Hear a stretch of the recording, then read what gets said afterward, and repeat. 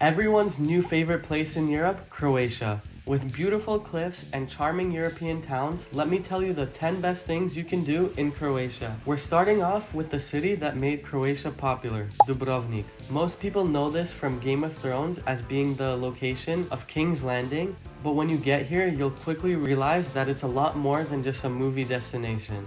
The old town itself is so beautiful and it's surrounded by massive walls that you can walk along. There's so many mountains around the city too, just like the rest of Croatia, and the views from above the city are incredible. Near Dubrovnik is one of the most beautiful beaches in the country, Pasiacha Beach. It's a fairly long walk down to get to this beach, but it's well worth it. Surrounded by cliffs, the views here are very stunning and the water is a gorgeous blue color too. One of the famous waterfalls you've likely seen in Croatia is located at Krka National Park. You can't swim in there anymore, but seeing it is still incredible.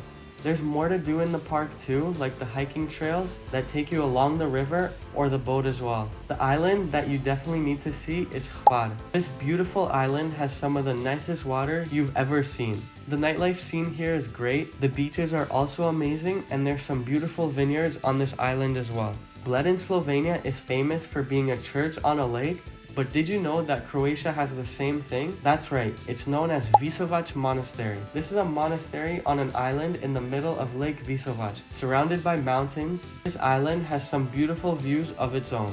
The next island you should check out is Cres, a more low-key island than Hvar, but it's highlighted by one beautiful beach on the island. There's a zip line too you can take across the beach, but this is the island you want to go to if you want a more laid-back beach experience.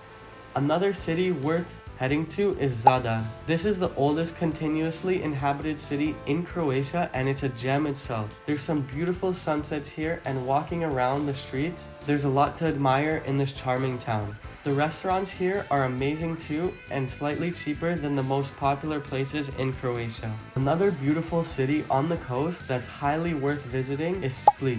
Known for its stunning waterfront walk and just a charming old town of its own, there's so many amazing beaches around to make for a really great time here. One island that's great to visit is Krk. It's another island just filled with amazing beaches, but honestly, which part of Croatia isn't? But the island itself has a really beautiful small town that's worth spending time in. One last coastal city that's worth a visit is Makarska. It's a smaller town than Split or Dubrovnik, and it's surrounded by some insane mountains. Not getting all the hype as the other cities in Croatia means you'll have the stunning blue water beaches more to yourself. And not to worry, the nightlife scene here is just as good as the rest of the country. For a bonus tip, check out Plitvice National Park. This park has many more waterfalls than Krka, and they're much bigger too. You can walk along a path to get across and just witness all the amazing waterfalls of this park.